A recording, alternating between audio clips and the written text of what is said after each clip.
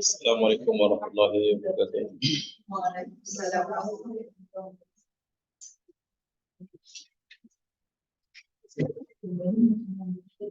Alhamdulillah, syukurullah, la haula wa la quwwata illa billah. Asyhadu an la ilaha illallah wahdahu la syarika lah wa asyhadu anna Muhammadan rasulullah.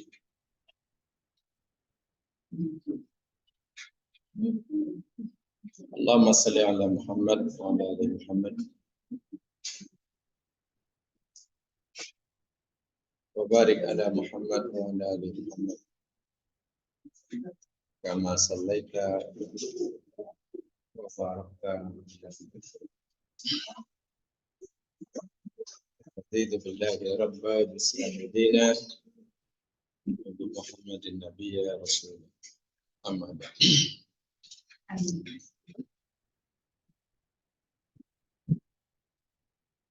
Alhamdulillah kita dapat teruskan kajian kita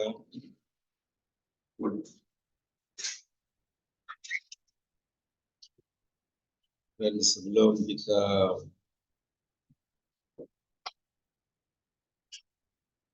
melakukan kajian kita pagi hari ini, kita sempat nanti saya ada pertanyaan yang sangat panjang.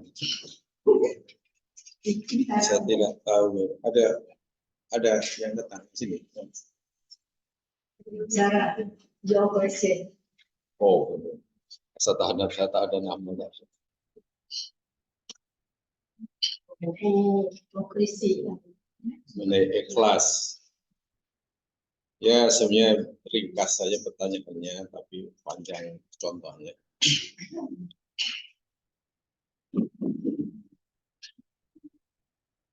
Hanya nampaknya yang dimusilkan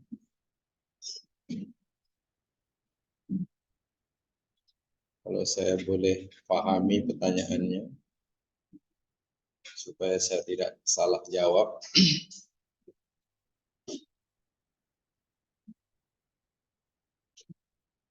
Adakah ikhlas dalam konteks ini melakukan sesuatu hanya karena Allah, yaitu tanpa mengharapkan apa-apa dari ciptaannya, uang, kehormatan, pangkat, budi, atau mestikah pelakunya juga suka melakukannya untuk dianggap ikhlas? Sebagai contoh, ada seorang ibu sifatnya sudah jadi bakhil, sebab Allah suruh dia beri zakat, maka ia sedekah atau orang bukan. Si bakhil lakukannya karena perintah Allah, tapi dalam lubuk hatinya dia sebenarnya tidak suka memberi apa yang dia sayangkannya, dan dia tak kisah apa orang fikir tentang dia. Sekiranya Allah tak perintah, dia memang tak akan lakukannya. Adakah ia dianggap ikhlas? Dua, ada seorang muslim yang suka bagi air pada makanan dan makanan pada binatang, dan siapa yang kelaparan kehausan kerana dia tak sanggup melihat mereka bersiksa. Dia juga tak harap apa-apa dari mereka, dan siapapun jika Allah tak perintah dia tetap akan lakukannya karena dia rasa gerak hati suka untuk melakukannya. Maka ia dianggap ikhlas sebab dia tidaklah lakukannya semata-mata dan perintah Allah. Mana lagi ikhlas? Atau kedua-dua tak mencapai tahap ikhlas?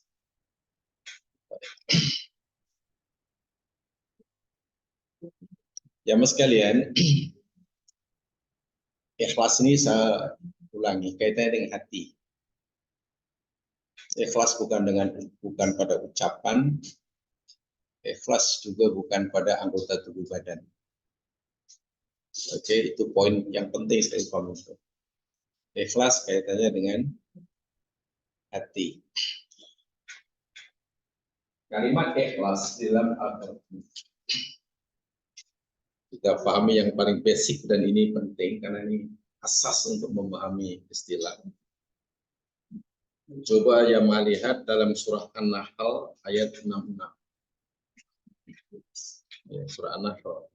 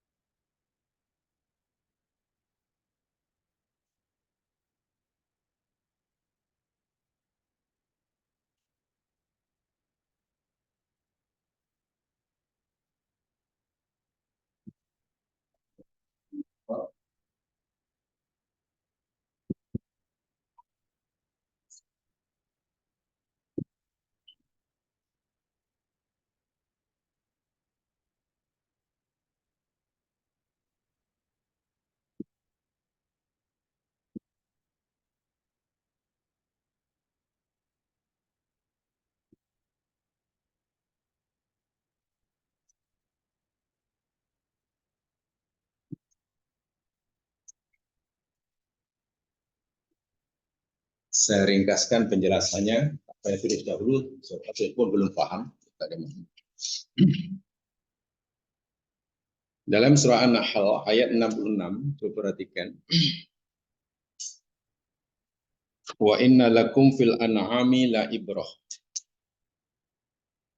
Dan sesungguhnya bagi kamu manusia, di dalam binatang ternakan, unta, lembu, kambing, sungguh ada pengajaran.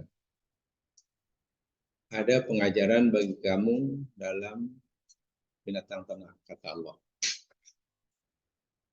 Nusqikum mimma fi butunihi min baini fartin wa damin.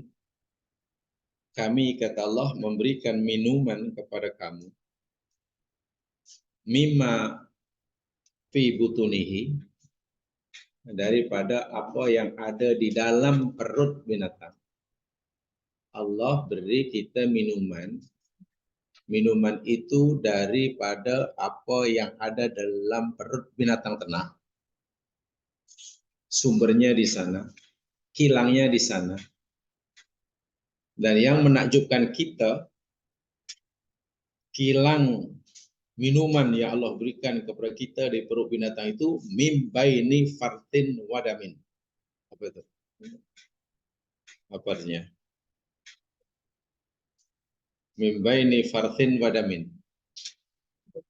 Daripada antara kotoran dan darah.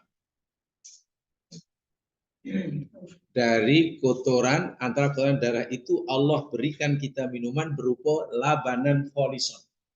Apa itu? Susu kholison, kholis. Okelah, kholisi bersih ke kuning. Ini kalimat ikhlas itu terdiri inilah berasal dari kholis ini. Susu kholis mana susu yang murni? Coba begini pengertian. Apa namanya? Parotun, kotoran. Ini halal atau haram? Kotoran, halal haram. Haram. Najis ke suci? Najis. Damun, ini halal ke haram?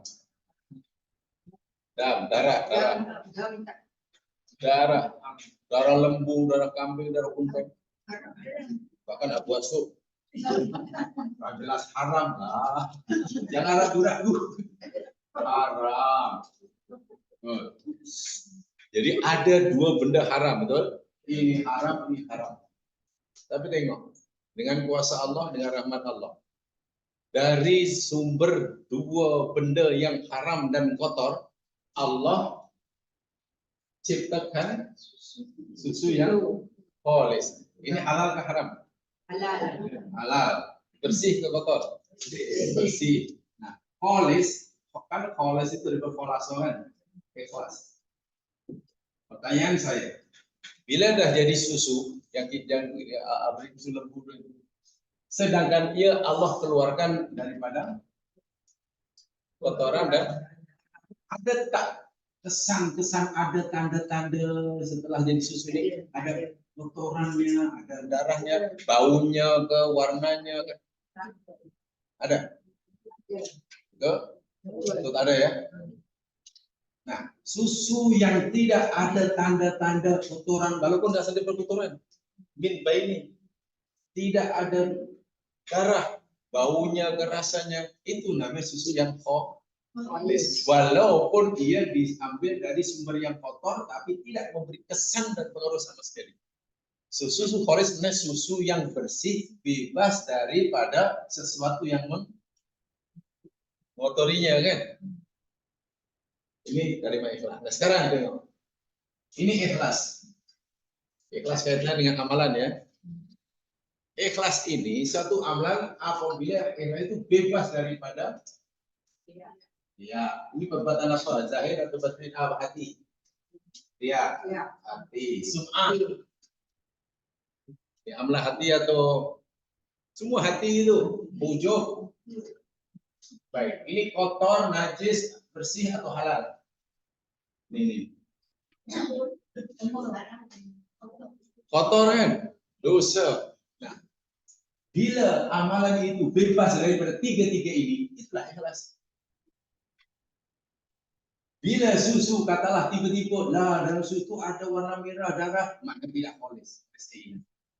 Namanya susu aja. Oh, susu itu ada bau-bau dan bau tai lembu. Maknanya tak boleh sebut labanul kholis, sebut laban saja. So, kholis apabila nih benda-benda yang kotor ini tidak mempengaruhi sedikit pun. Amal yang ikhlas, ini amal yang bebas daripada itu ya kesimpulannya. Kalau amal itu bebas dari itu, itulah ikhlas. Itulah ikhlas. Hanya kadang-kadang orang begini, bila amalan itu perlu balasan dianggap tidak ikhlas. Ini susah. Bezakan antara riya, sum'ah ini itu penghancurnya, sementara balasan upah itu hak.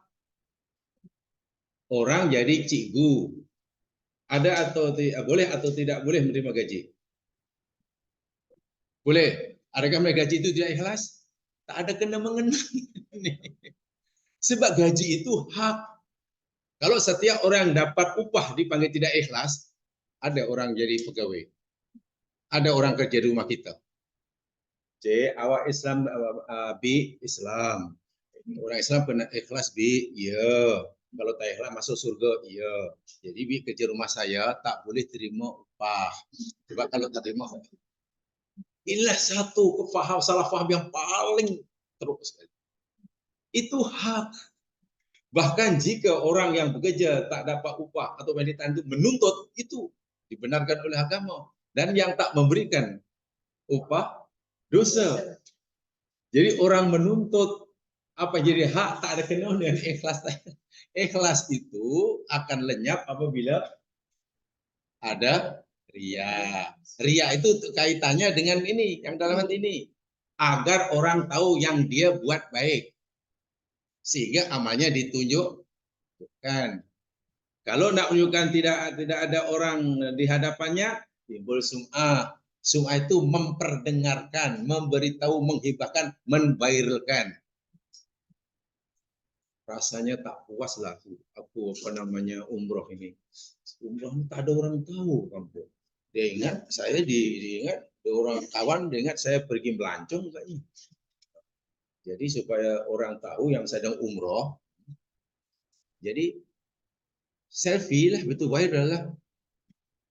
Dan bukan nak beritahu yang dia sedang umroh. Dia bagi tahu, Assalamualaikum. Itu saja. Salamnya bagus. Assalamualaikum dalam grup. Oke, dalam grup bagi salam boleh tak? Agak-agak tujuan orang tadi dengan sedang selfie itu tujuannya bagi salam atau nak beritahu yang dia umroh. Itu namanya sum'ah, ikhlas hilang. Kalau tak ikhlas jadi hilang. Baik, kalau riya sudah hilang, sum'ah sudah ya, datang ujub. Ujub itu kaitannya sini. Ujub itu menisbahkan amalan pada diri sendiri. Sedangkan kemampuan kita beramal itu, kita mampu beramal karena pertolongan Allah. Sehingga kita sebenarnya tidak ada hak untuk mengklaim ini pasal saya hebat rupanya. Hebat apa ke benda? La haula wala quwata illa kan ke sana lari. Itu ikhlas. Yang sebenarnya ikhlas. Nah, contoh tadi pertanyaan si bakhil. Bakhil itu memang sayang. Ya jelas tak ikhlas lah namanya bakhil. Orang bakhil katanya bayar zakat. Sebenarnya sayang kan? Nah, sayang. Tapi karena Allah suruh, dia buat. Kalau itu karena salah, tapi sifat bakhilnya ada lagi. Karena tidak ikhlas lah. Loh, kenapa? Oke, pertanyaan saya. Kenapa dia berat memberikan? Iya, kenapa bakhil? Berat. Karena merasa itu haknya, betul. Karena merasa apa yang diberikan itu adalah milik. Pertanyaan saya, apa yang kita miliki dalam hidup? Allah aja lillahi ma fis samawati, dan itu yang telah kita pelajari innalillahi wa inna ilaihi raji'un. Itu saya katakan, apa yang kita pelajari tolong diingat. Kan innalillahi wa inna ilaihi, semua adalah milik. Tiba-tiba kita kata, ini saya punya, saya pergi. Ketika kita merasa memiliki sesuatu, kemudian kita memberikannya, pasti rasa berat. Betul? Wah, yang kita berikan itu bukan milik, itu pun sudah tidak ikhlas. Jadi hakikatnya kita berikan apa yang kita miliki, yang kita rasa miliki itu bukan milik kita. Itu milik Allah. Jadi bahasa mudahnya, wahai hambaku, ini harta milik aku tahu. Aku berikan pada kamu. Untuk kamu manfaatkan, bukan untuk kamu miliki. Nah, sekarang kalau kamu berikan pada hambaku yang lain yang memerlukan, walaupun itu bukan milik kamu tapi milik aku, kata Allah, kamu hanya menjadi perantara kan. Aku bagi kamu upah, namanya pahala. Lalu kita, mana boleh ya Allah, ini I punya. Allah kata, ini saya punya. Jadi orang bakhil itu orang yang gaduh dengan Tuhan, berebut kepemilikan. Oke, kalau kita katalah ada berebut kepemilikan tanah, ini tanah saya, kata jiran, ini tanah saya, masing-masing klaim kan. Pasti ada yang berhak kan. Kalau bukan kita yang berhak, jiran kita yang berhak. Pasti itu. Pasti ada yang berhak dan berhak. Kalau kita tidak memiliki masalah, mesti ke mahkamah kan. Sekarang kalau kita dengan Allah, ya Allah, ini saya punya. Allah kata, saya punya. Itu pun sudah gagal. Nah, kemudian tadi pertanyaannya, bagaimana kalau orang melakukan suatu kebaikan itu bukan karena daripada Allah, tapi karena nalurinya, fitrahnya umpamanya. Jawab sekalian, Allah itu cipta fitrah. Fitrah itu mana suci, bersih. Sehingga apa yang saja yang keluar daripada fitrah pasti sesuai dengan kehendak. Jadi mana ada perbuatan fitrah yang bukan perintah Allah. Kita sayang kucing, kita timbul tengok kucing tersepit, kita rasa kasihan kan, rasa kasihan. Oleh itu kita tolong. Kalau itu pertanyaannya, ada kita tolong walaupun itu perintah Allah, dapat pahala? Pertanyaan itu sudah silap. Silapnya mana Allah tak suruh kita tolong kucing yang. Ya kalau cari dalil tak ada dalam Quran. Ya ayyuhallazina amanu tolonglah kucingmu. Memang tak jumpa. Jadi bukan begitu cara mempunyai. Setiap perbuatan yang kita lakukan berdasar dorongan fitrah itu pasti perintah Allah. Sebab Allah cipta manusia atas dasar fitrah, ada dalam Quran. Lainlah kalau sesuatu yang kita lakukan itu bercakap dengan fitrah, nah, itu pasti melanggar dengan tipu umpamanya. Atau apa saja. Gitu, ya. Ada yang belum? Apa ini belum?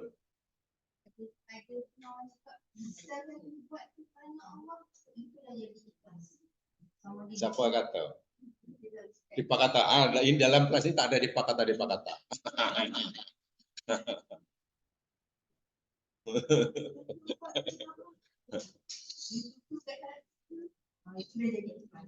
Ingat tak, saya pernah bagi satu kesimpulan yang sangat penting. Itu saya sangat penting. Saya pernah kata, ikhlas itu sesuatu yang bukan untuk diperkatakan, ikhlas bukan sesuatu yang untuk ditanyakan, Ikhlas bukan sesuatu untuk diberitahukan.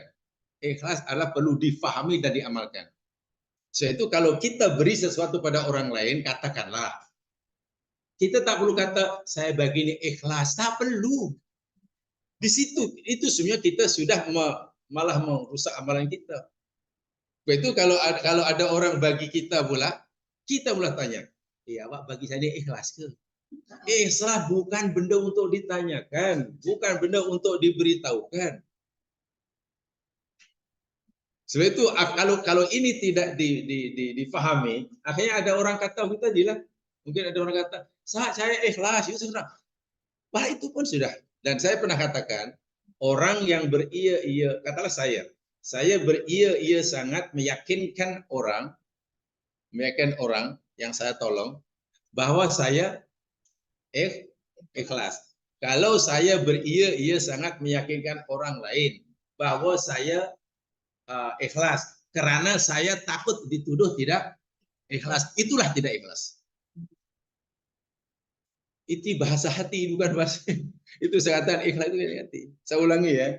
Kalau saya beria-ia sangat meyakinkan orang lain bahwa saya ikhlas karena motifnya karena saya takut tidak dikata tidak, itulah tidak ikhlas.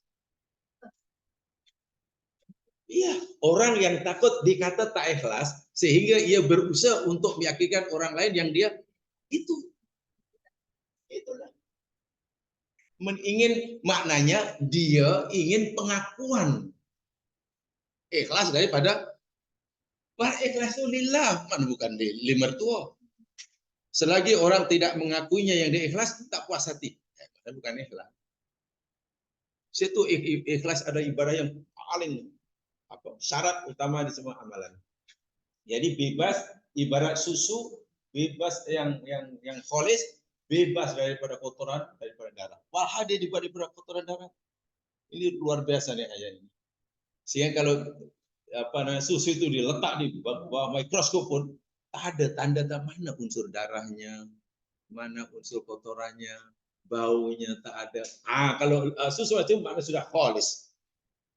Kholis, tidak ada walhal Allah cipta daripada antara. Jadi ibaratnya kilang dia itu betul-betul dikepung oleh kotoran. Bayangkan.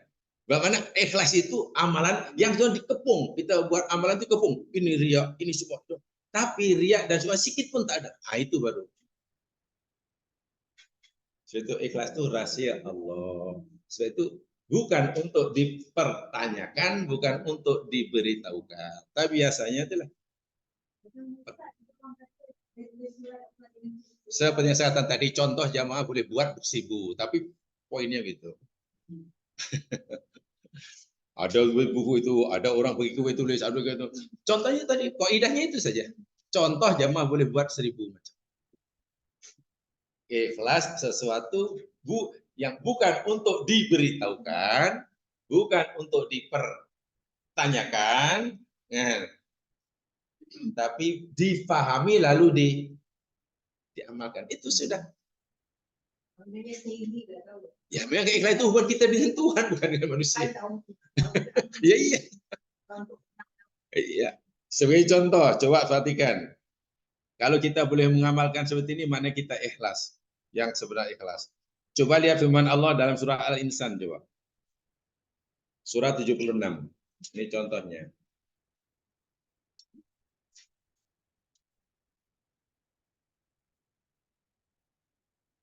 Surah 76 ayat 9.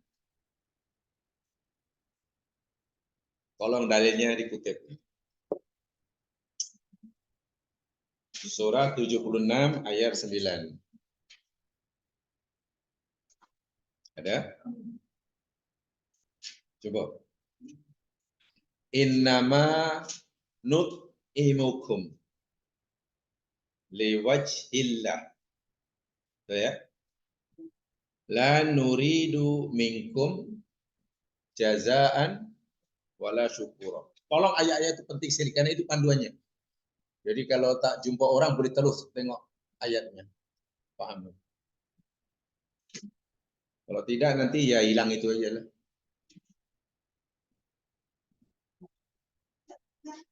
Ya. Surah Al-Insan 76 ayat 9. Jangan dengar saja, dengar tak jadi. Karena tengok sendiri, sebab panduannya Quran. Sehingga nanti, maksud saya begini ya, saya mengajar di mana-mana. Nanti kalau kata di luar, kita tidak akan kata, tuh orang tuh kata, bukan, Quran kata. Macam itulah tujuan saya itu. Quran kata, hadis kata, bukan tuh tempat terlalu siapa, alah ada mu, tak boleh. Mari kita tak akan. Ayat ini cerita tentang orang yang sangat ikhlas dalam beramal. Ceritanya yakni tentang orang yang suka memberi, gitulah. Ya. Jadi dia kata begini, katalah A memberi pertolongan pada B yang memerlukannya. Allah puji ini, macam mana apa yang ada dalam hati A ini ketika ia memberi pertolongan pada B. Bukan A yang mendakwa ya, bukan A yang mengata, bukan A yang memberitahu, tapi Allah yang tahu isi A, isi hati A, lalu Allah sebutkan dalam Al-Quran. Itulah. Bukan A itu yang cerita. Apa Allah kata tentang A yang ikhlas ini? Innama nut'imukum.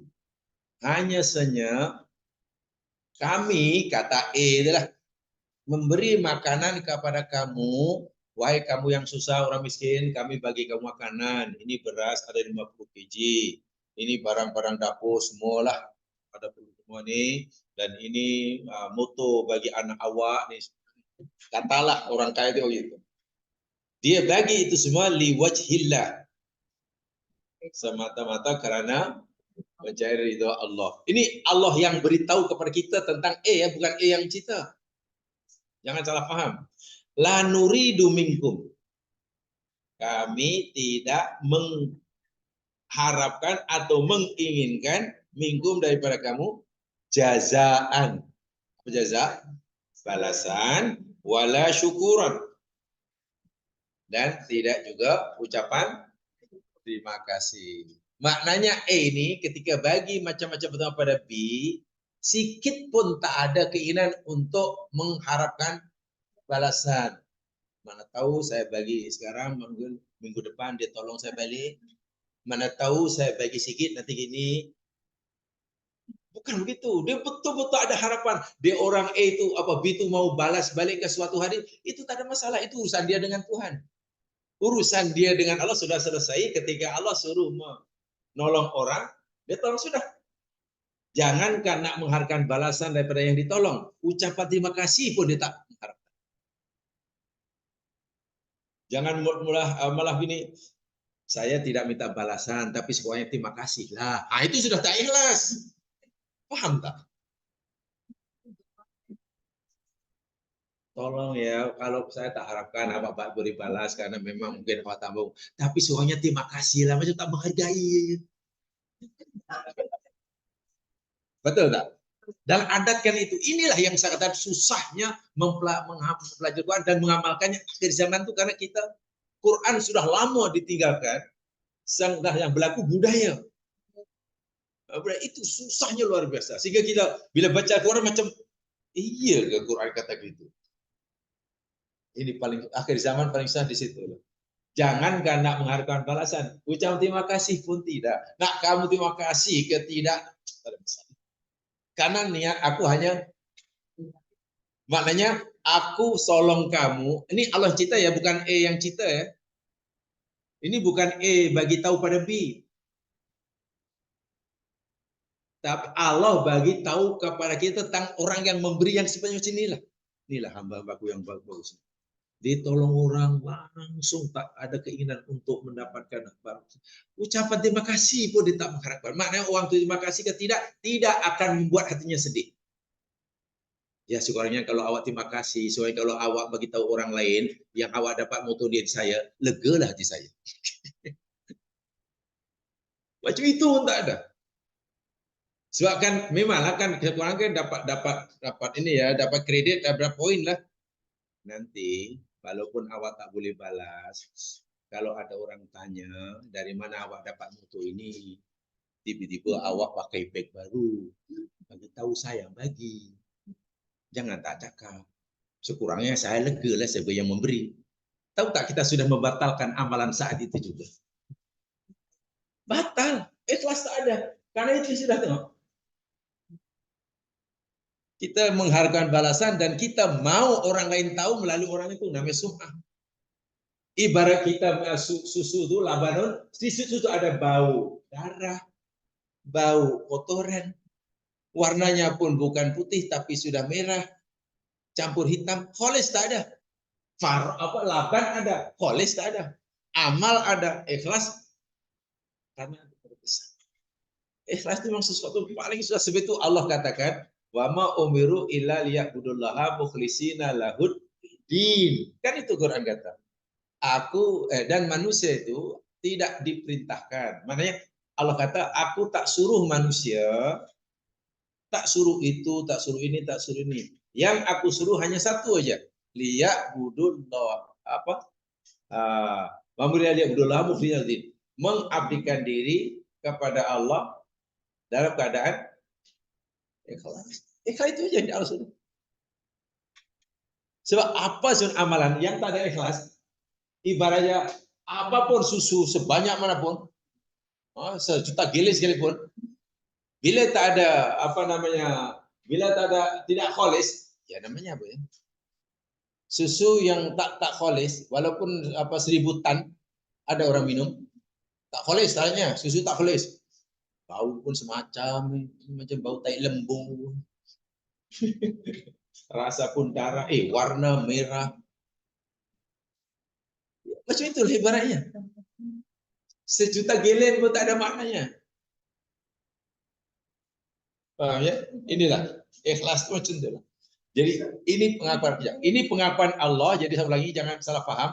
Ini bukan orang yang beri tadi yang berkata, Allah yang mengetahui, oh hambaku yang begini rupanya betul-betul semata-mata karena aku. Dan dia tidak mengharapkan balasan daripada yang ditolong. Walaupun hanya sekadar ucapan terima kasih. Karena ini rupanya begini, Allah suruh aku tolong orang. Sudah, karena Allah yang suruh, sudah aku buat dan selebihnya sudah tanah. Mau terima kasih, mau tidak. Kan Ali pernah berkata, ya, ini saya teruskan sedikit.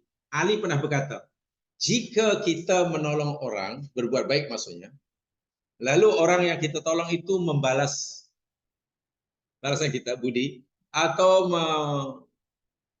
mengucap terima kasih, atau apa sajalah berbaik pada kita. Dengan sebab itu kita semakin bersemangat untuk memberi. Sebaliknya jika orang itu terima kasih pun tidak, apalagi membalas, kita makin hilang semangat lah. Kalau ada itu pun kata Ali apa?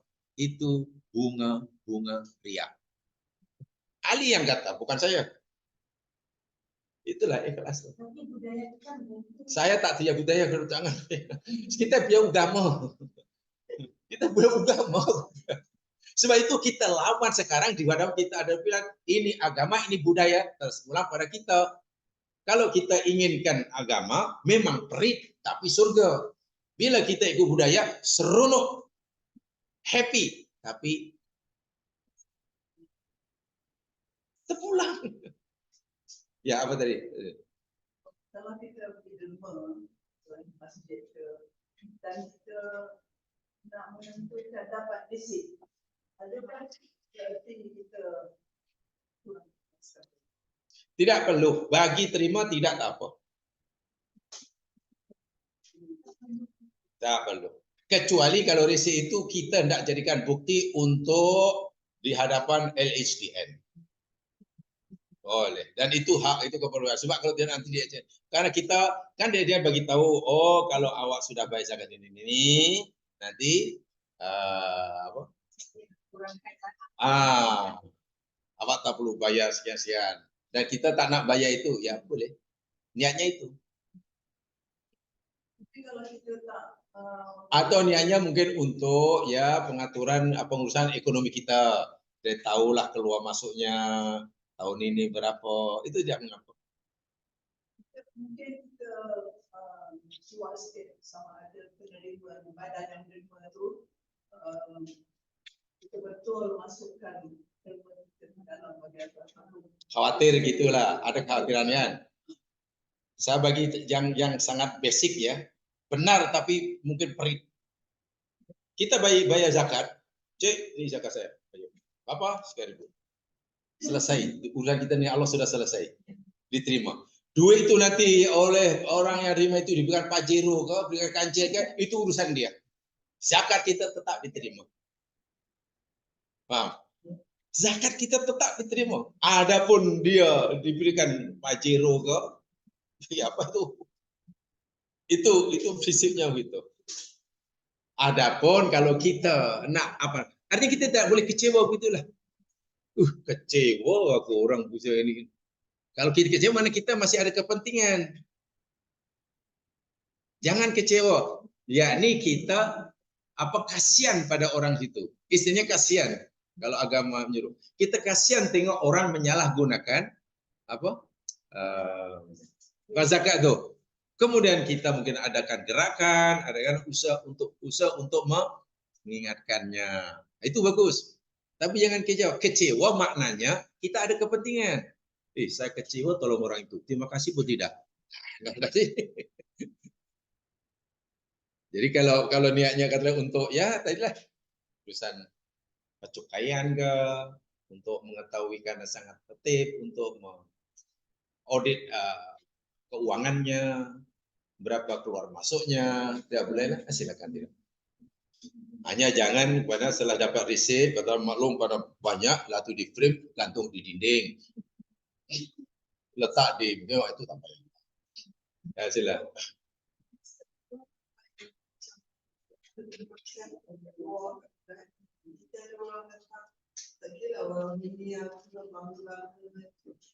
Tak kira contohnya tak perlu, ya aku bagi-bagikan.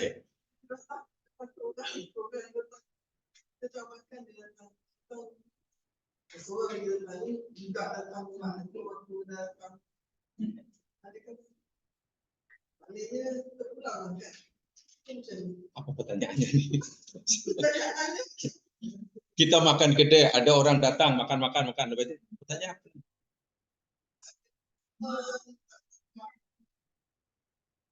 Ada orang datang, kita makan, ada orang datang, minta derma.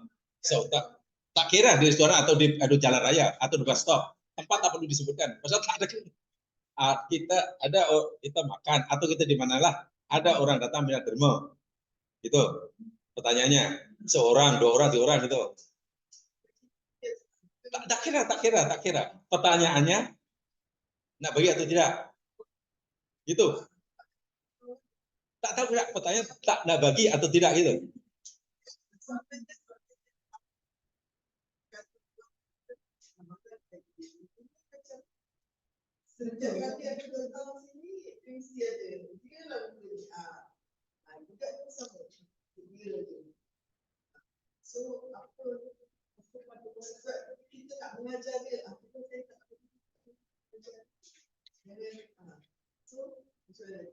Saya belum paham pertanyaannya itu.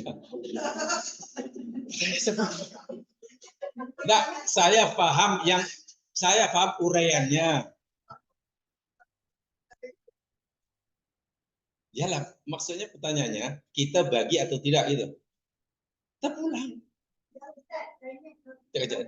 Terpulang. Nak bagi silakan, karena bagi silakan. Karena di situ bukan fardu ain. Sedekah di situ hanya sunnah muakkadah. Terpulang. Hukumnya sunnah muakkadah. Yang wajib itu yakni zakat. Nak bagi, pastikan ikhlas. Tak nak bagi, ya sudah tak dosa. Lalu di mana? Muskilnya di mana? Ingin mengajar, ingin mengajar, jangan dia jadi orang yang suka minta-minta begitu.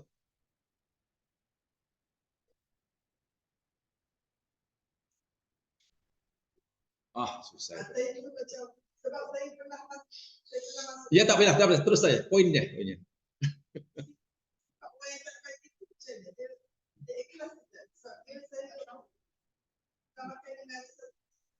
orangnya yang pertama. Kebetulan dia ada. Jadi budak datang dia. Jangan. Salah itu. Macam saya kata bukan. Saya tak paham. Betul saya tak paham. Minta maaf saya tak paham. Kalau pertanyaan bagi atau tidak, itu pertanyaan. Kalau saya bagi atau tidak, jawabannya terpulang. Itu, kalau itu yang ditanyakan lah. Tapi kalau yang ditanyakan, orang itu tokoh agama, kenapa tak boleh? Itu mana saya tahu. Orang itu datang lagi. Hah?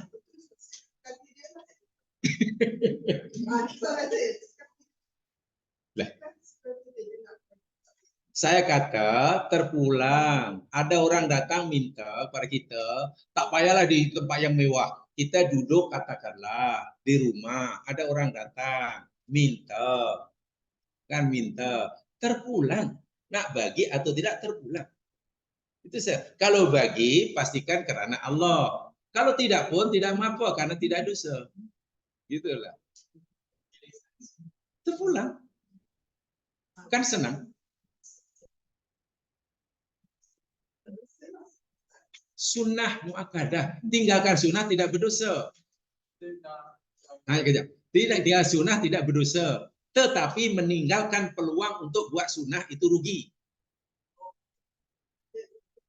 Walah jauhnya bertanya. Oke, simple ya pertanyaan rupanya.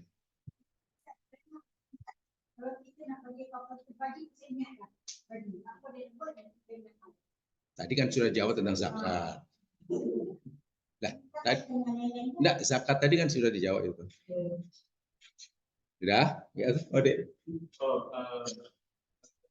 Itu pilihan kan. Kalau kata dia kesian, tapi dia tak nak bagi. Kali ini dia tak nak bagi. Sebab macam selalu dia dah makan kat situ. Hari ini dia kata, tak cukup dia nak bagi. Jadi mungkin the next time dia datang, mungkin dia bagi. Jadi masa kesian tu tak bagi apa-apa, okeylah kan. Terpulang. Jawapan saya tadi belum boleh bicara panduan. Jawapan saya tadi, kalau kita makan, kita di rumah atau di mana sajalah, tak perlu di restoran, tak perlulah, di mana saja. Tidak ada orang datang minta sesuatu, kan? Itu namanya kita bagi, itu namanya sedekah. Kalau yang kita bagi itu bukan zakat, bukan infak, betul? Bukan zakat, bukan infak pada keluarga. Jadi hukumnya hanya sunnah. Pertanyaannya, bagaimana sikap kita? Nak bagi atau tidak? Terpulang. Tolong ada lain tulisan besar. Terpulang. Oke. Jadi saya nak menolak dia. Ya terpulang. Jadi mungkin saya dah selalu sangat beri. Tak cukup duit. Saya takut menyakitkan hati dengan cara saya tolak. Adakah saya tak tahu dosa ke macam mana ke? Allah hukum benda tu. Baik, lihat ayatnya. Kalau begitu pertanyaan bukan apa sikap kita kan? Kalau apa sikap kita terpulang itu siapanya. Nah, ada pertanyaan berikutnya. Pertanyaan turunannya. Kalau aku tak bagi, takut menyakitkan hati, umpamanya. Adakah kita bagi juga walaupun berat supaya tidak menyakiti? Atau kita tak bagi sedangkan kita tak mau berat membagi karena takut menyakiti?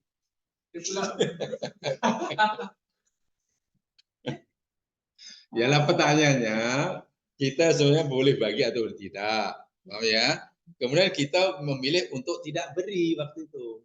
Tapi dalam hati kita, kalau saya tak beri dia, takut menyakiti. Gitu kan? Adakah makna kita mesti memberi walaupun kita berarti agar tidak menyakiti? Itu kan pertanyaannya. Wah. Sebab dah terbiasa. Enggak, saya hanya perlu paham saya hanya perlu ingin paham pertanyaan. Pertanyaan betul seperti yang saya katakan. Kalau itu pertanyaan, ini jawabannya. Gitulah. Lihat jawabannya.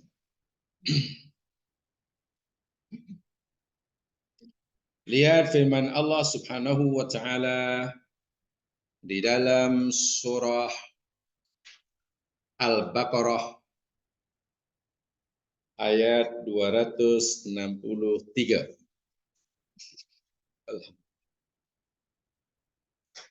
Al-Baqarah 263.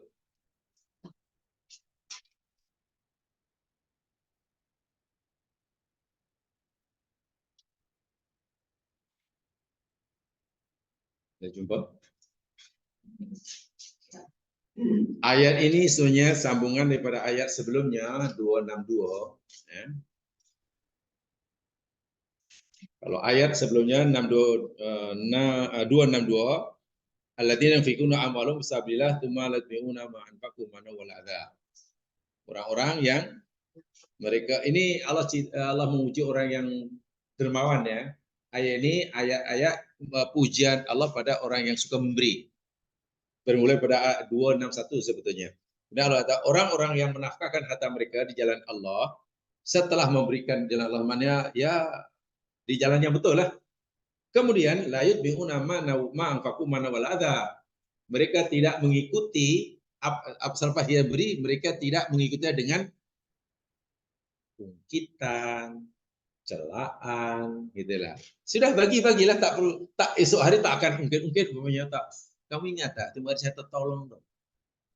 Ingat tak? Ini namanya mungkit. Wala azan dan tidak menyakiti. Menyakiti macam mana? Nih, saya bagi ini tadi nih. Tapi awak ini tak sepatutnya lah. Badan sehat, muda, malas bekerja. Malas bekerja, cacing pun bekerja. Ucapan kita itu menyakiti penerima atau tidak? Agak-agak menyakiti kan? Walaupun kita pun menyakiti kan? Orang memberi dan tidak mengungkit pemberiannya dan tidak mengeluarkan kata-kata yang menyakiti si penerima.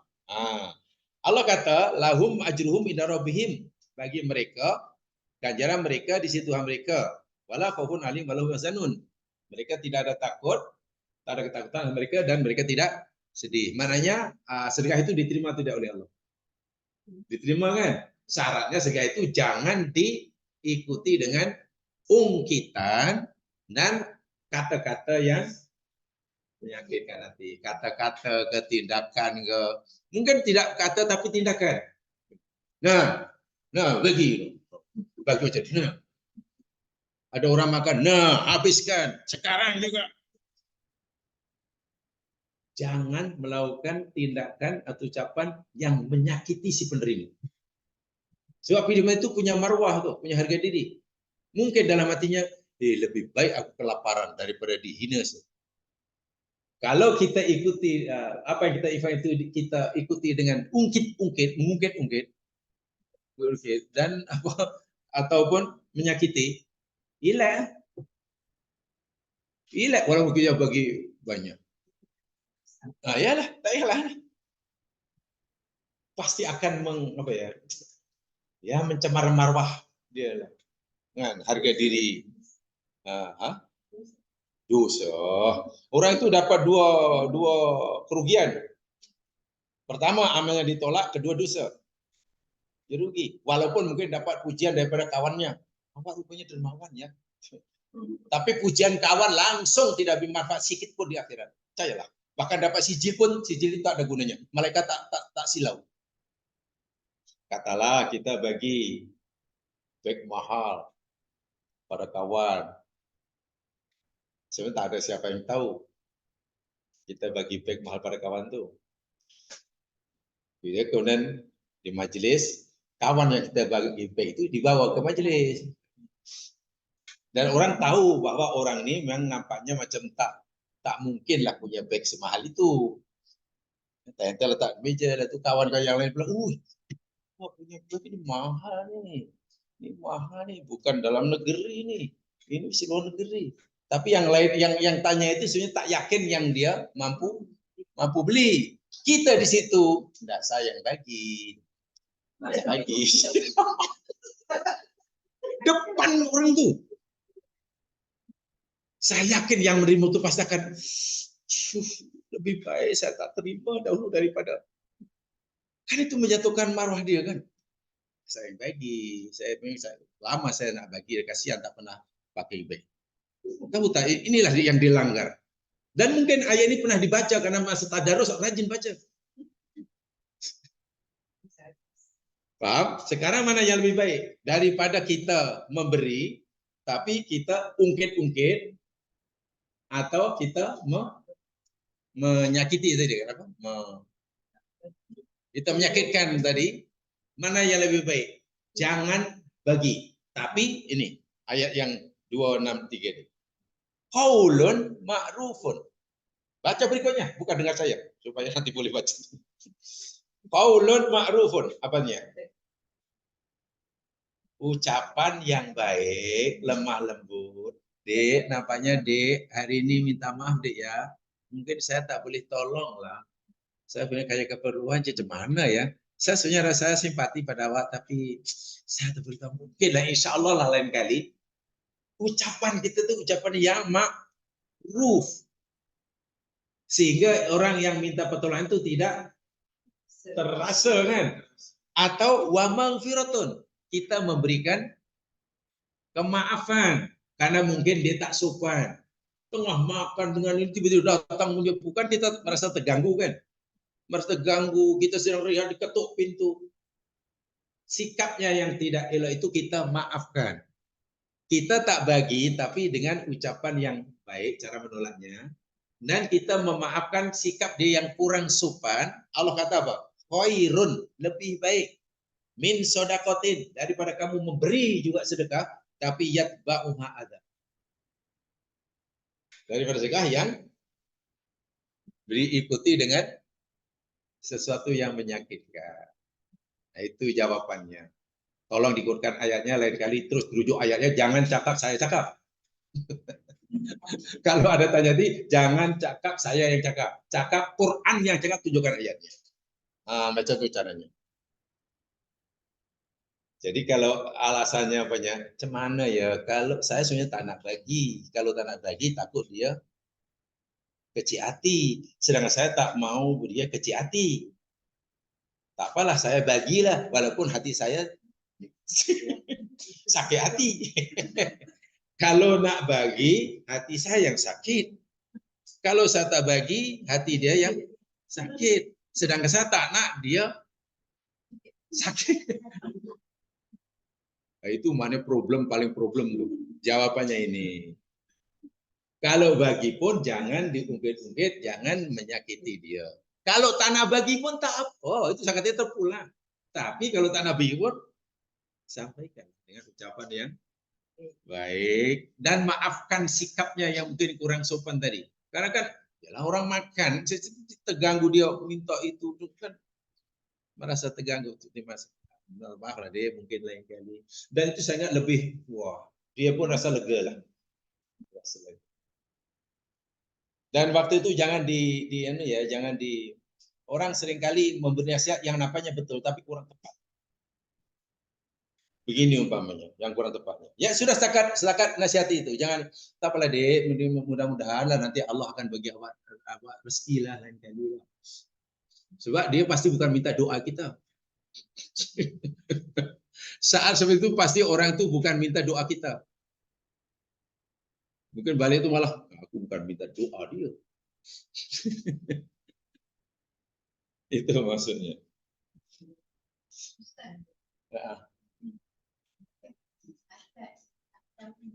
Apa dah? Asad, adat, oke. Okay.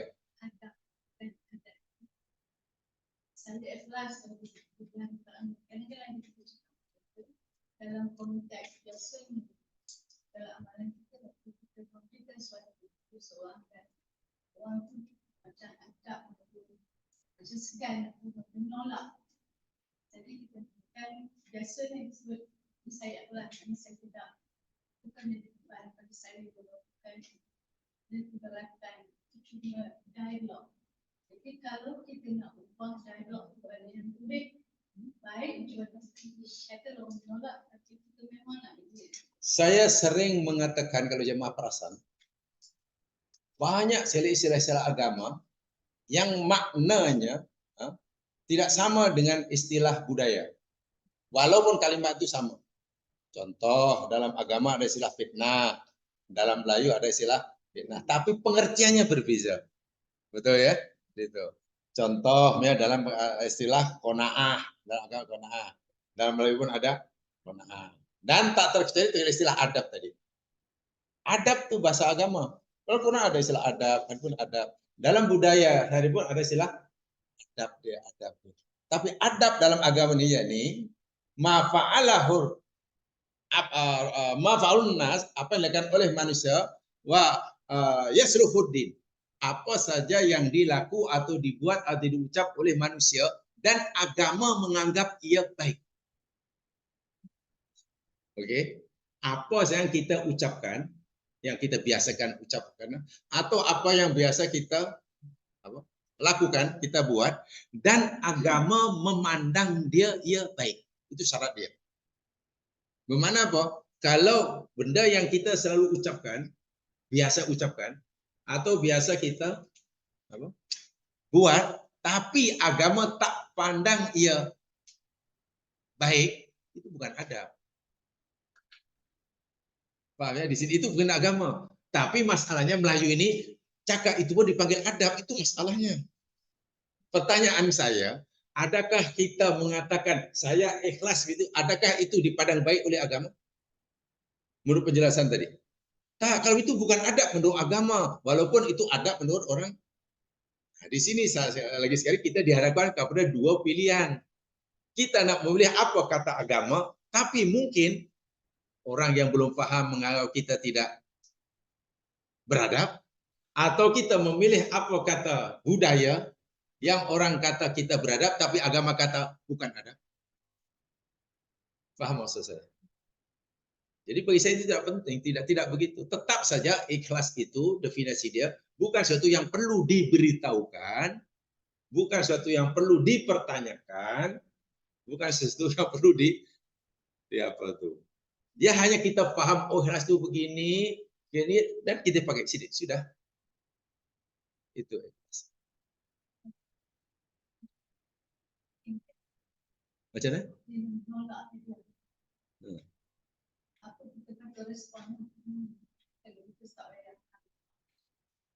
Wah, saya ingat itu kaitannya dengan adat nilai masyarakat masing-masing. Orang Melayu mungkin lain, orang Melayu Banjar lain, orang Melayu Jawa lain, itu terkurang kepada sosiologi masing-masing. Sebab itu kaitan dengan cara kan. Tidak. Tapi kalau semua paham agama, senang. Contoh, kesnya macam mana? Kesnya yakni orang itu mau menolak umpamanya. Sedangkan kita tak kalau boleh orang itu jangan menolak kan. Macam mana cara kalau kita gunakan agama, kalau semua paham agama senang. Pasti tidak ada orang yang menolak pemberian. Sebab Nabi pernah datang jumpa Umar. Umar ini lebih kaya daripada Rasulullah ya.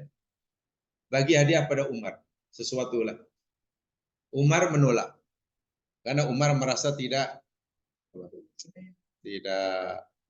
memerlukan yang mungkin. Ya Rasul, kami tak perlu. Nabi kata, Umar, jika ada saudara muslimmu memberikan sesuatu pada kamu, jangan kamu tolak. Kamu mesti terima apapun pemberiannya. Jika kamu perlukan, gunakanlah. Kata bila kue kamu suka, makanlah. Tapi bila kamu tak perlukan, berikan pada orang lain. Mana bila kamu tak makan kue yang kawanmu beri itu, bagilah pada Pak Gad. Bahasa sekarang lah. Sebab bila kawan bagi kita, kita terima, dia sudah dapat pahala.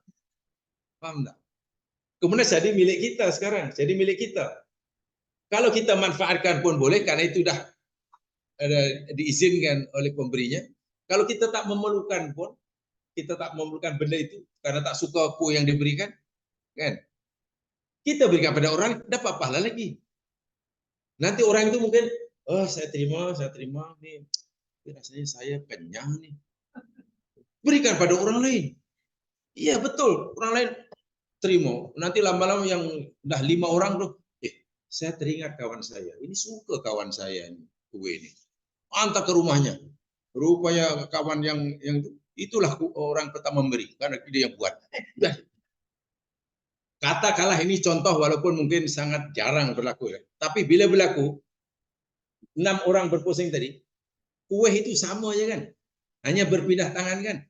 Belum luak kan, belum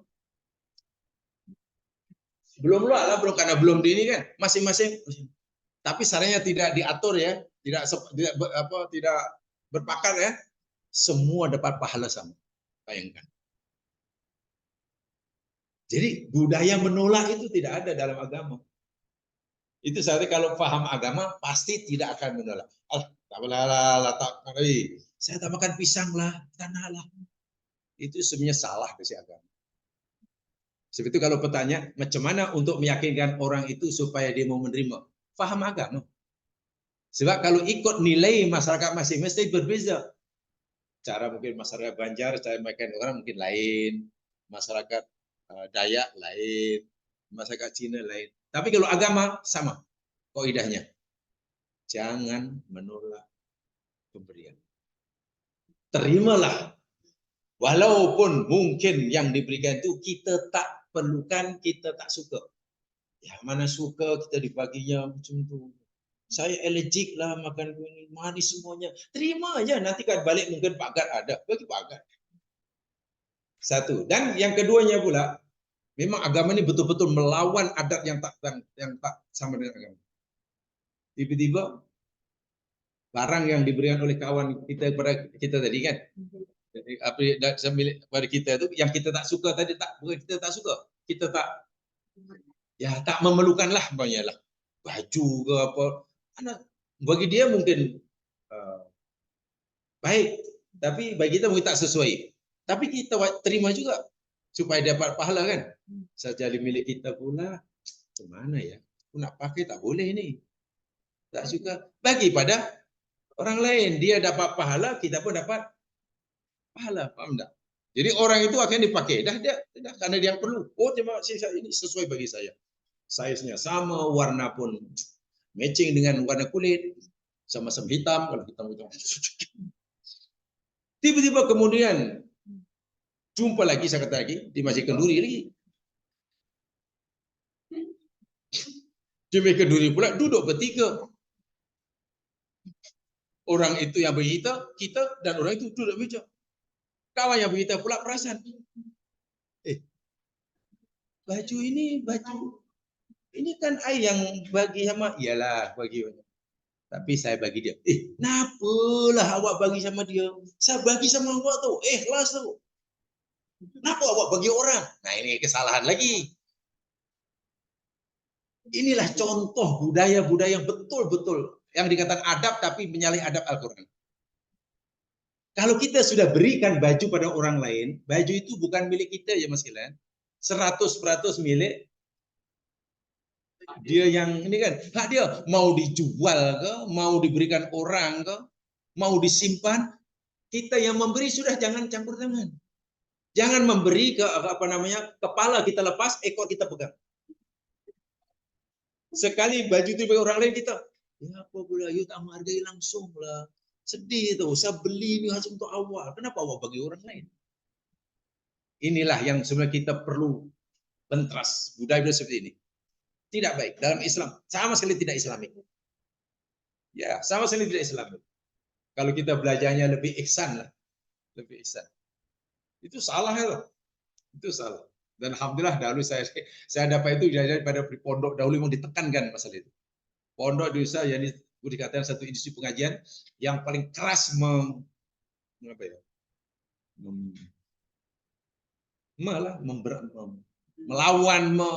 adat-adat yang bercanggah,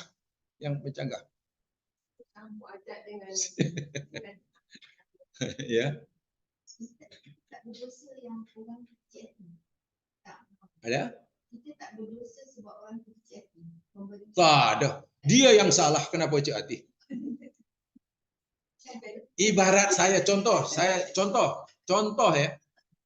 Contoh. Saya masak sendiri, katalah. Hasil paksul saya sendiri di belakang rumah, ubi saya rebus sendiri. Ubi saya yang tanam. Saya yang begini, saya yang basuh, saya yang ini, saya masak, saya makan. Tiba-tiba kawan pula dengki, sakit hati aku tu. Apa alasan dia sakit hati coba? Apa alasannya? Tak ada kan? Dia yang kita. Dari apa alasan dia sakit hati? Karena dia merasa masih memiliki. Di situ kesilapan dia berat. Dia lupa kalau bagi itu dia sudah tak ada hak untuk memiliki. Disinilah yang saya akan cara berpikir yang betul-betul besar kesalahannya. Ibaratnya dia memberi baju tadi, diberikan kepalanya, ekornya masih dipegang. Pegang. Dan mana ada agama macam itu? Jadi sebenarnya dia sakit hati itu karena sebenarnya tak ada alasan. Akhirnya dia ya abaikan aja. Abaikan. Lagi-lagi pasti ke jamaah pikirnya, tapi adab kita. Nah ini lagi ada. Sebab itu saya akan terus pegang pada agama. Ya itu salah dia. Itu salah dia. Itu saya macam mana nak membetulkannya. Semua paham agama. Yang memberi ke atau yang diberi. Dan itu betapa pentingnya belajar agama. Sangat penting. Sangat penting menghibahkan. Dakwah itu sangat penting. Kalau agama belum difahami semuanya, yang paham hanya A, B, C, D, yang tak paham, ya nanti pastilah amalnya mesti berbeza. Yang paham agama yang betul seperti ini. B yang belum paham, karena ada. Agama itu betul-betul boleh menyatukan seseorang dan boleh memberikan ketenangan pada semua orang. Karena agama itu berada di atas kepala kita kan. Kalau adat itu berada mungkin masing-masing. Agama itu letaknya di atas kita semuanya. Jadi semua di bawah agama. Mesti patuh pada apa? Bahasanya memanglah tidaklah sekeras itu. Ya, kalau bahasa yang keras memanglah tak sekeras. Lantaklah dia sakit. Bukan itu. Maknanya kalau dia sakit hati, kecil hati itu salah dia. Dan kita sedikit pun tidak akan dihisap oleh Allah karena sakit hati. Lainlah kalau kita menjadi penyebabnya. Kita yang menyebabkan dia sakit hati. Contoh, baju kita pinjam lalu kita bagi pada orang lain. Baju itu kita pinjam, lalu kita bagi pada orang, walaupun kita ganti dan dia tak sakit hati, ya kita dosa karena kita berikan itu bukan hak kita. Tapi kalau dia sudah berikan pada kita 100% hak kita, terpulang pada kita. Mau kita jual ke mau kita apa. Jadi yang memberi sakit hati itu perlu belajar tasawuf lebih sedikit.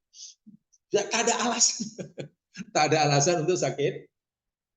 Ibaratnya lah saya tanam ubi sama ubi samakan dia sakit hati itu besar. Lainlah kalau ubi itu saya ambil dari rumah dia. Ini saya pernah tuh kan itu adalah logiknya lah kan. Ini ya alasan dia sakit hati.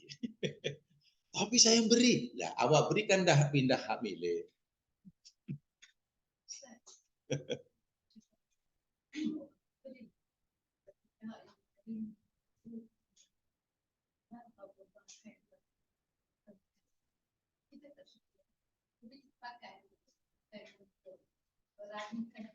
Terpulang. Saya tadi bila hak milik itu terpulang. Dia pulang tuh ada pinggan mangkuk di dapur itu. Mau pakai tak pakai walaupun suka tak suka, pinggan ini kecil tapi saya pakai walaupun tak suka, terpulang dapat milik kita. Itu kaitannya jangan dikaitkan kepada si pemberi gitulah. Cara berpikirnya ini sudah menjadi hak saya di bawah kuasa. Itu cara berpikirnya. Karena dia sudah berpindah tangan kan. Itu. Loh, tidak, sudah putus dah. Sudah putus. Adakah hadis tertentu yang satu kata kalau orang minta kita kena bagi walaupun sedikit? Ya. Ada tak hadis yang satu itu yang kalau ataupun kat mana-mana tertulis ada kalau orang meminta kita kena bagi walaupun sedikit. Kalau tanya itu kaitannya kalau daripada aspek fikah, jawabannya tidak ada. Kalau aspek fikah mana kan mesti atau tidak, wajib ataupun tak wajib, sunatkan itu kan. Jadi jawabannya tidak ada, mesti memberi tidak ada. Tapi kalau kayaknya dengan ihsan, Sebab agama ini kan ada, saya katakan tadi, ada iman, ada Islam, ada ihsan, kan? Ada ihsan. Kalau kaitannya ihsan, walaupun dia boleh tidak memberi, tapi rugi. Rugi itu kaitannya dengan ihsan, bukan? Saya bisa itu contoh. Ada orang kata, pendapat lah kan, boleh tak kita bayar zakat kita kepada pembinaan masjid? Zakat wajib. Zakat wajib.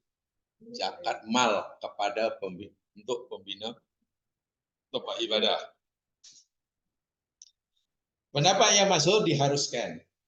Mana hukumnya harus. Mana zakatnya itu sah. Oke? Zakatnya sah. Itu pertanyaan sah tidak itu jawaban fikih. Oke? Sah. Dan apa? Gugur kewajiban zakat karena dah bayar. Tapi kalau pertanyaannya bab ihsan, agama ini kan tidak hanya mengajar hukum hakam boleh tak boleh. Agama kan juga mengajar untung rugi, utama tak utama. Kalau pertanyaannya, walaupun Anda zakat Anda sah karena diberikan pada pembinaan masjid, tapi Anda kurang untung. Kurang untung. Kenapa? Karena zakat ini diberikan pada siapa saja asal berhak, ganjarannya sekali. Ya, ini membebaskan kita daripada kewajiban mau bagi kepada miskin ke, fakir ke, gorib, sudah selesai. Kepada masjid. Tapi kalau kita berikan kepada masjid bukan zakat wajib, tapi sedekah sunnah, namanya jadi amal jariah. Jangan zakat wajib diberikan pada masjid menjadi amal jariah. Bila dari amal jariah? Amal jariah itu sedekah jariah kan? Itu ya ini benda yang itu bersifat sunnah. Jadi sinilah bahkan pahala sunnah mungkin lebih besar daripada yang wajib. Zakat itu wajib. Sekali ganjarannya. Kali kalau sedekah jariah itu sunat, tapi ganjarannya berpanjangan kan. Sebab itu kalau untuk masjid untuk apa? Berikanlah yang sedekah biasa supaya jadi amal jariah, bukan zakat wajib. Itu saya boleh atau boleh? Boleh. Tapi kalau untung atau tak untung, kurang untung. Ya kita boleh. Tapi kadang orang ini kalau terlalu fanatik fikahnya, yang penting boleh. Rugi, untung lu tak kisah sangat. Itulah maksudnya. Jadi bila kan Nabi kata sedekahun jariyatun, itu bukan zakat, bukan zakat. Zakat wajib, maknanya tak kira diberikan pada siapapun hukumnya sama. Dan sekali gugur kewajiban. Hanya mungkin sebagai penutup ini jamaah sekalian ya. Tempoh hari saya katakan mungkin ada masih. Tadi saya kan kita sedang memberi, kan? Kita jadi pemberi, dan mungkin kita sedang menjadi penerima, ini pemberi, ini penerima. Ada ayat untuk yang memberi, ini ada ayatnya. Ada ayat bagi yang sedang memberi. Kalau masing-masing tahu ayatnya dan menggunakan ayatnya itu betul, insya Allah tidak ada masalah. Masalahnya yang memberi tak tahu ayatnya, yang menerima tak tahu ayatnya. Atau juga yang memberi dan menerima tahu ayatnya, tapi salah guna. Ayat untuk yang memberi dipakai oleh yang menerima. Ayat untuk yang menerima dipakai oleh yang memburu hara juga. Nah, sekarang saya tunjukkan supaya paham betul. Lihat ayat bagi yang mana dulu, jamaah? Yang memberi atau yang pemberi ya? Yang pemberi dahulu. Lihat firman Allah Subhanahu wa taala di dalam surah Al-Muddathir.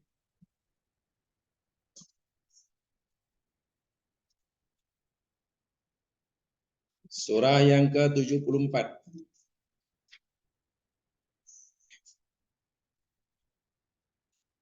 Ayat 6. Surah 74. Ayat 6. Pendek saja ayatnya. Tolong rekodkan 746 ayat buat yang memberi atau yang menolong atau yang apa sajalah, menolong, memberi, membantu, malah yang menjamu. Kalau makanan yang menjamu. Pendek aja ayatnya.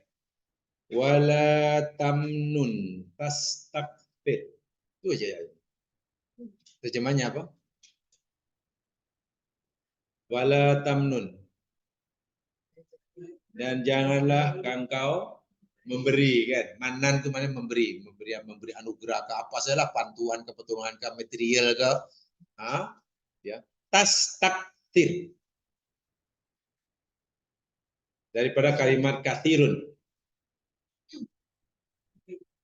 Kathir maknanya banyak. Jadi tasasir mengharapkan balasan yang jangan kamu memberi. Jika tujuan kamu beri itu nak balasan banyak.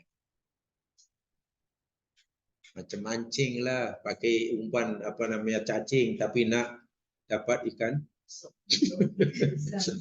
Tak apa, saya bagi sikit. Tak apa, begini Cik, ini bantuan dari Cik ya. Ini ada 300 ringgit Cik. Peso nih Cik, 300 ringgit ini. Cik, boleh ada segini. Tapi ingat Cik ya, muka saya ingat ya. Nanti ada 16 hari bulan, ingat muka saya. Kalau masuk bilik undi, ingat saya. Apa? Jadi kalau Encik boleh tolong saya pun boleh tolong Encik. Jadi kita memberikan uang tadi 50 ringgit itu karena kita ingin memberikan balasan yang lebih banyak. Ya satu undi kan banyak. Ini contoh. Jangan. Tak apalah itu ada orang kesel tuh katanya nak ada majlis kawin. Tunang anaknya, apalah, baby kami dah tapi, baby tak usah, saya sponsor lah dia punya khemah dia, khemah berapa sangat mungkin, tak apalah, 6,000 ya, mana nanti karena kita apa nama bagi bantuan apa sponsor khemah pada baby 6,000, mana dalam bulan depan dapat return 600,000. Ini ayat untuk mereka yang sedang memberi. Jangan kamu memberi. Kalau niat kamu memberi itu hanya mengharapkan balasan yang lebih. Tapi macam mana kalau memberi? Ya sudah, karena Allah sudah, tak payah. Ingat lain kali. Dalam surah Al-Insan tadi apa? Kami bagi makan pada kamu, kami tidak mengharapkan balasan. Walaupun hanya ucapan terima kasih. Tengok, Masya Allah. Itu makna pertama. Makna kedua, jangan kamu memberi tas takdir dan kamu telah merasakan pemberian kamu telah banyak. Jangan kamu memberi dan kamu merasakan pemberian kamu dah banyak. Kalau kita memberi dan kita merasa bahwa pemberian kita dah banyak, apa jadinya? Apa akan jadi? Kalau pemberian kita dah banyak. Orang memberi ini dermawan atau bakhil? Memberi, dermawan. Kita dermawan. Kemudian kita merasa yang kita berikan sudah banyak. Akhirnya apa yang berlaku? Kita jadi bakhil balik lah. Kenapa? Pasti kita akan berhenti Kenapa kita berhenti memberi?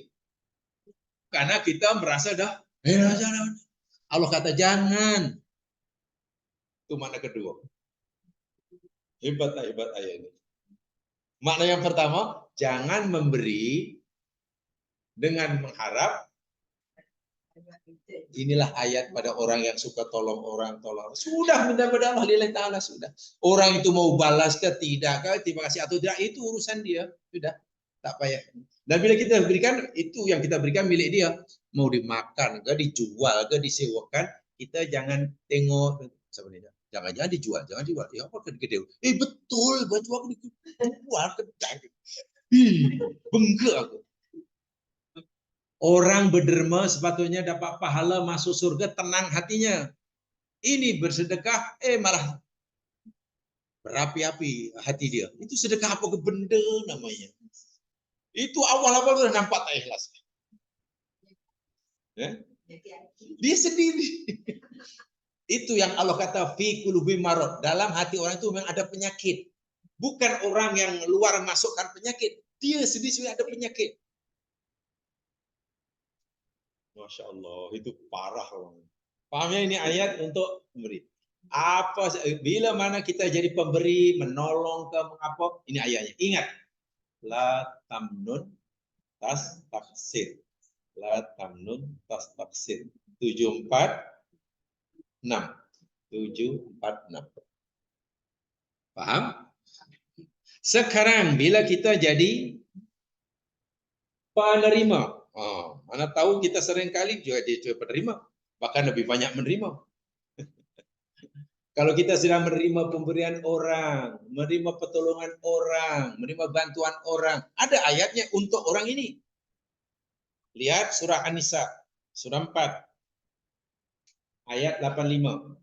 Ayat 86. 486.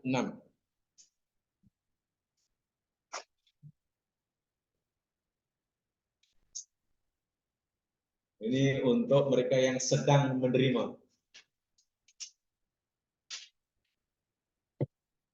Wa idza huyyitum bi tahiyyatin fahayyu bi ahsana minha aw rudduha. Wa idza, dan apabila huyyitum, kamu diberi penghormatan, bi tahiyyatin, dengan penghormatan, fahayyu, maka berilah penghormatan atau balaslah penghormatan itu bi ahsana minha, dengan yang lebih baik daripada penghormatan yang dibagi, atau paling tidak aurudduha, atau kembalikan, balas kebaikan apa itu dengan yang sama. Ayat ini kaitan dengan tahiyat. Tapi maksudnya, hukumnya bersifat umum. Kalau maksud khususnya, bila ada orang bagi kamu tahiyat, katalah assalamualaikum, jawabannya mesti yang lebih baik. Waalaikumsalam warahmatullahi. Ada orang bagi salam, assalamualaikum warahmatullahi. Jawabannya, waalaikumsalam warahmatullahi wabarakatuh. Itu maksudnya. Atau paling tidak sama. Assalamualaikum, waalaikumsalam. Assalamualaikum warahmatullahi wabarakatuh. Paling tidak. Jadi kalau kita dapat salam banyak, assalamualaikum warahmatullahi wabarakatuh, salam, itu memang langgar Al-Quran. Dan itulah yang adatnya, tengok. Bolehlah, dia dah salah dah. Tapi orang tu bagi lengkap. Assalamualaikum warahmatullahi wabarakatuh. Salam. Iya, salah tuh. Cari dalam hadis paling maudhu pun tak ada. Tapi itu yang diamal. Coba cuman. Dan hanya karena orang telah ramai orang melakukannya dan sudah lama dianggap tak salah. Ini problem. Takkan salah, orang dah buat banyak lama dah. Tapi kalau kita kaji Al-Quran, salah lalu. Masalahnya bila kita tahu benda itu salah, ada pertanyaan kedua. Beranikah kita menyalahkan diri sendiri? Itu peras sekali itu. Kita mesti belajar untuk berani menyalahkan diri sendiri. Karena berani menyalahkan orang itu tak perlu belajar. Menyalahkan orang itu tak perlu belajar tinggi-tinggi, ya mesti lihat. Yang perlu belajar itu ada keberanian menyalahkan diri sendiri. Itu berat sekali. Baik, paham ya? Itu makna yang khusus. Makna yang umum, dan ini bahkan tafsir-tafsir, bila kamu diberikan apa-apa penghormatan, bantuan, pemberian, apa sajalah, maka kamu yang sedang menerima ini berusahalah, bercita-citalah untuk dapat membalas bantuan orang itu dengan yang lebih baik. Kawan hari itu datang bagi kita daun kesum, 3 helai,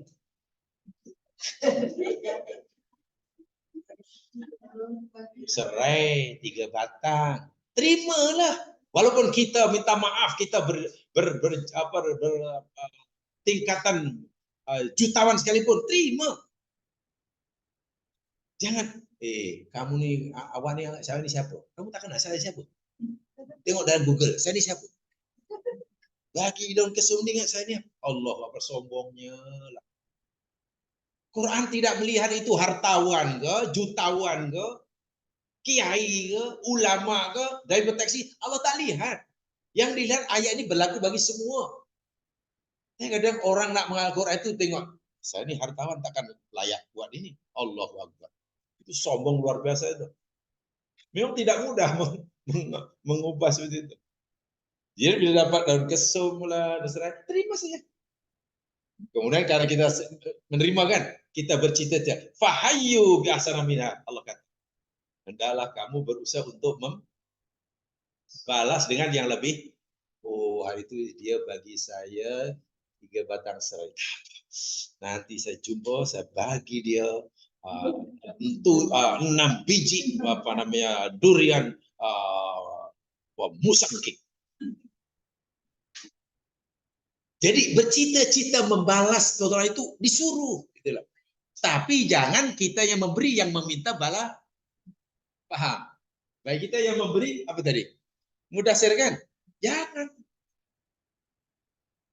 Mengharap jangan. Tapi ya kita bila sedang menerima pemberian, hendaklah bercita-cita untuk dapat. Coba kalau masing-masing menggunakan ayat tepat, tak ada masalah. Paling tidak sama. Kalau tempoh hari bagi saya daun kesum, tak apalah ini pun ada daun kesum lagi. Paling tidak sama. Indah sungguh Al-Quran ini kalau ini. Masalahnya yang memberi dan dia tak tahu ayatnya atau tahu ayat tapi salah guna.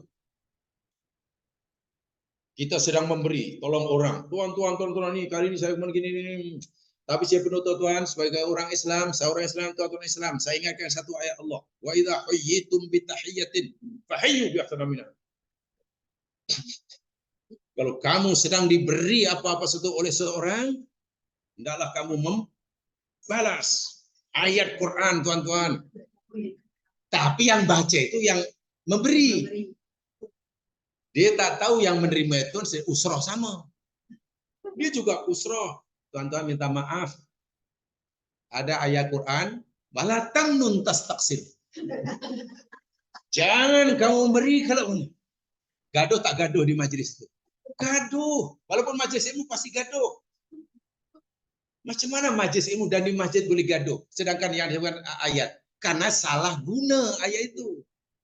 Ayat orang lain dipakai. Jadi mana tidak ada keikhlasan dalam beramal. Saya yakin ramai orang yang sedang memberi ini ayatnya. Surah bantu itu. Karena yang mendengar ini mungkin tak tahu ayatnya ya, oh iyalah itu Quran lah Quran. Kita tolong mesti karena dia minta. Nanti mesti kecil hati kalau kita tak tolong balik. Coba kalau masing-masing tahu ayatnya. Inilah belajar yang secara tertanggung jawab itu macam itu. Tengok ayatnya. Oh, ayat saya ini karena saya sedang menerima bantuan orang. Oh, ayat Allah untuk saya ini karena saya sedang memberi. Jangan salah guna ayat ya. Sebab kalau salah guna itu tadi lah. Orang sedang menolong keluar An-Nisa 86. Bila yang menolong itu keluar, nanti yang memberi pun keluar Al-Mudathir ayat 6. Wala tamnun, tuan, saya ingatkan tuan, la tamnun taksir. Quran. Jangan menolong, jangan memberi bantuan. Kalau hanya mengharapkan, jangan. Quran, langgar dosa. Gaduh itu, pasti gaduh. Paham majlis Quran. Jadi gaduhnya bukan karena ayat tadi salah, tapi yang mengutip, yang menggunakan ayat itu tak betul. Soalnya Allah kata, hai hambaku, karena kamu ini sedang menolong orang, ini ayat untuk kamu ya. karena kamu sedang ditolong orang, ini air. Selesai tak selesai masalah kalau ini amalkan. Selesai, percayalah. Jadi tak ada istilah kecil hati lah, bengkak lah. Jangan bengkak kecil. Ingat dalam Al-Quran ada tak ayat yang mula-mula Allah surah Al-Baqarah lagi, fi qulubihim maradun fazadahumul marada? Ada. Dalam hati-hati mereka ada penyakit. Lalu Allah menambahkan penyakit mereka. Walaupun ayat itu juga pada orang munafik. Orang munafik ada penyakit. Sehingga tolak ajaran Nabi. Betul, ayat itu bukan. Tapi dia tidak hanya untuk orang munafik. Dia berlaku pada semua orang yang hatinya ada penyakit. Namanya penyakit hati. Penyakit hati. Penyakit hati termasuk ini. Dia kecewa tanpa alasan, bayangkan. Dia sedih, dia kecewa, dia marah tanpa ada hak untuk marah. Itu kan penyakit itu. Saya kecil hati dulu. Apa kecil hati? Baju aku yang diberikan orang. Kecil hati. Saya tanya, apa alasan kamu untuk kecil? Iyalah saya yang beri. Nah, apa beri mana kita ambil dia? Ya kalau bagaimana saya yang beri dia? Saya tengok dari jauh, rupanya bagi orang. Kecil hati aku. Bukankah itu namanya penyakit hati? Ini masalahnya. Ini masalah. Sehingga seakan-akan dia punya hak untuk terus mengawal, memastikan keinginannya tercapai kepada orang yang diberi. Aku beritahu, tapi kamu baju mesti kamu guna gini, mesti gini, tak boleh gini. Ya, apa hak kita? Kalau udah beri aja.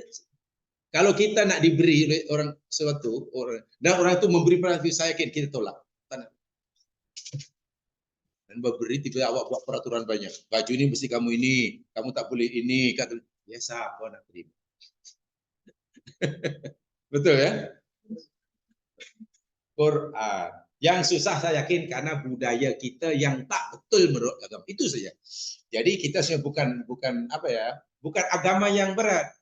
Melawan agama. Melawan apa? Budaya. Dan budaya itu haknya tidak berat. Kalau budaya itu budaya orang. Melawan adat itu tidak berat. Kalau adat itu adat orang lain. Tapi kalau adat itu kita sendiri, adat kita, itu berat. Karena kita terpaksa melawan diri sendiri. Berani menyalahkan diri sendiri itu perjuangan yang luar biasa. Itu yang luar biasa. Pak ya, itulah asas berpikir. Tinggal saja melaksanakannya. Boleh difahami ya? Kamu dengan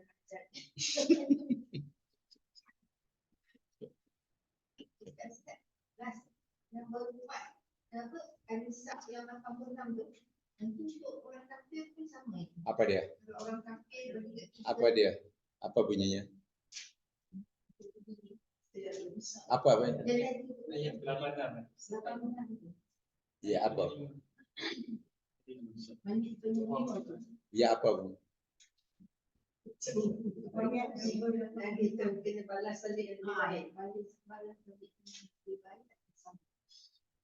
Orang kafir ada dua dalam Al-Quran, dalam surah, kalau salah surah Al-Mumtahanah.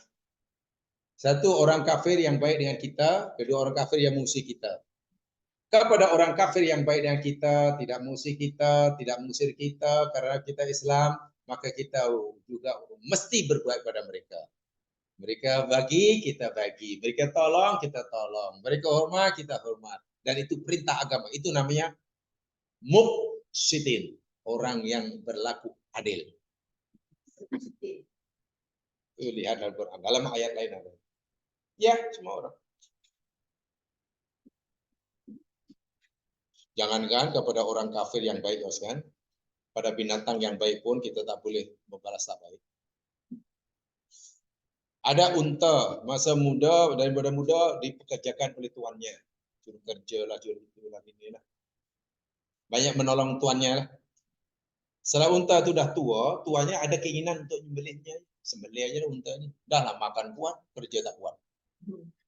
Unta ini rupanya faham kemauan untuk tuannya. Lari dia. Lari jumpa Nabi. Kan ada sahih itu. Duduk depan Nabi dan memberitahu Nabi, Nabi ini utusan Allah ya dapat ilham dari Allah lah. Paham bahasa unta ini. Nabi pun faham bahasa unta. Rupanya unta ini mengadu. Bahasa mudahnya, ya Rasulullah, aku ini unta milik si fulan-fulan. Kan? Masa muda aku buat kerja untuk dia. Sekarang aku dah tua, tak kuat nak kerja, makan kuat, nak disembelih pula, sedih aja. Maka aku serahkan diriku padamu ya. Jadi unta ini menyerahkan dirinya pada Nabi untuk Nabi miliki. Tak nak lagi. Orang itu cari-cari jumpa. Nabi tanya, engkau tuannya? Iya. Unta ini datang padaku, menyerahkan diri padaku. Karena gini. Lalu Nabi kata, orang itu kata, ya Rasul sekarang. Artinya apa? Unta pun rupanya, walaupun unta itu binatang, Nabi suruh kita sebagai tuannya untuk membalas kebaikan. Gitu. Jadi jangankan orang kafir, orang manusia. Caranya yang baik ya, jiran baik, bagi hadiah, suka bagi hadiah, antar limau satu kotak, ya baik kan? Ya nanti kalau kita buat ketupat bagi dia gitu. Berlaku kecuali orang kafir yang jahat. Ya Zunis tak boleh lah.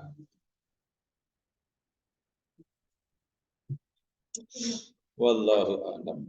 Subhanakallahumma bihamdika asyhadu an la ilaha illa anta astaghfiruka wa atubu ilaik. A'udzu billahi innal insana kufur illa alladziina aamanu wa shalihat wa tawassaw bil haqq wa tawassaw bis sabr. Assalamualaikum warahmatullahi wabarakatuh.